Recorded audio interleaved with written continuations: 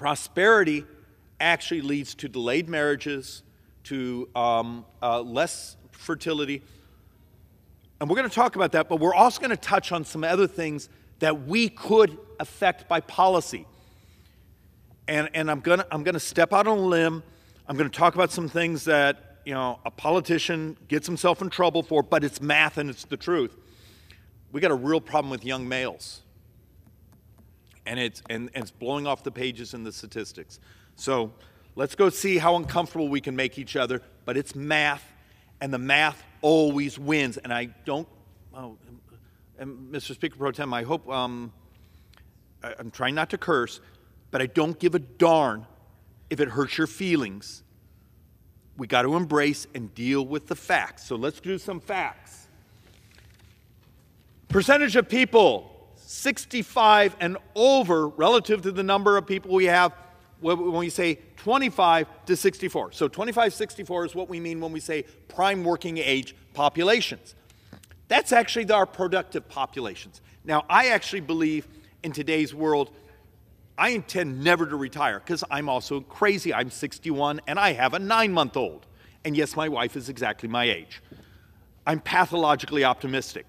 So people like me are never retiring. But the reality of it is what we see in our society is my prime working age population is shrinking where my over 65 population is exploding. And we call it, what was the term? Baby boomers. It's like Congress completely forgot there were baby boomers. But you look at this chart, and we're here in the inflection years, where the growth of our population that is 65 and older is just growing incredibly. And understand, in a couple decades, if you say my ratio of prime age workers compared to my population at 65 and older, we get as high as 46%. 46% will be 65 and older compared to prime age. Grow your economy when almost half your population is 65 and older compared to your working population. And yes, that number skews out under 18 for a couple other reasons, and some of that's because of fertility and some other things trying to calculate it.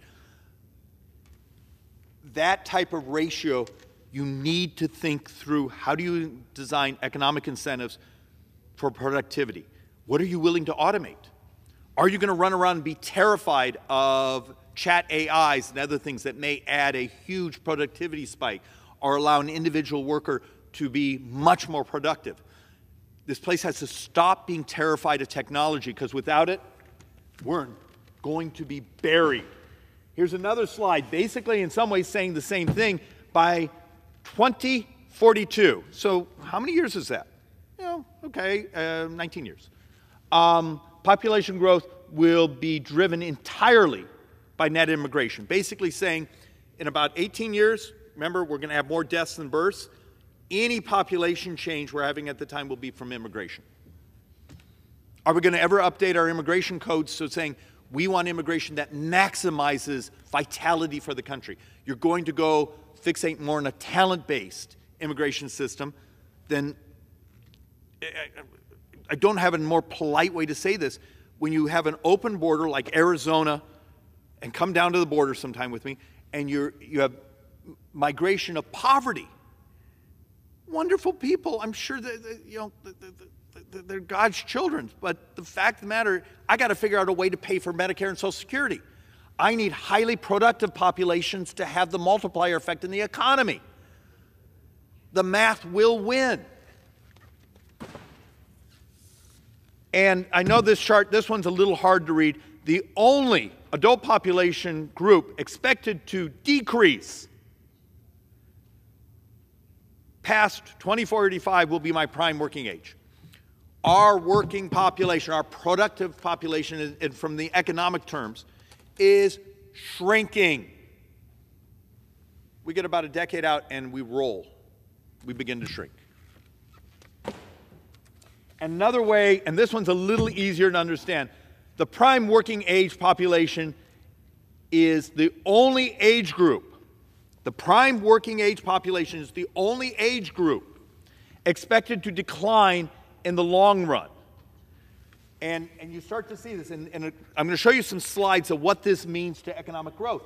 So part of the argument I'm making here is we're fighting over the debt ceiling and what the budgets look like and what the long-term projections are.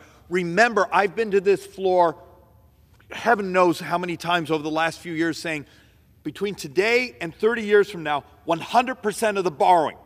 So we're expecting now, what, about 128 trillion of borrowing in that 30-year.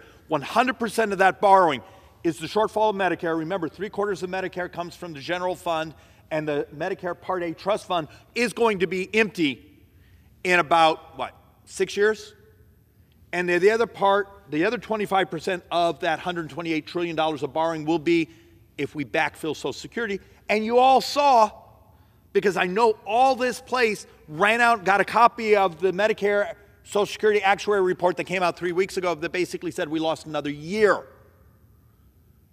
It's not 10 years, it's now like 9 years. Social Security Trust Fund is gone. And at that moment, if we do not fix Social Security, we double senior poverty.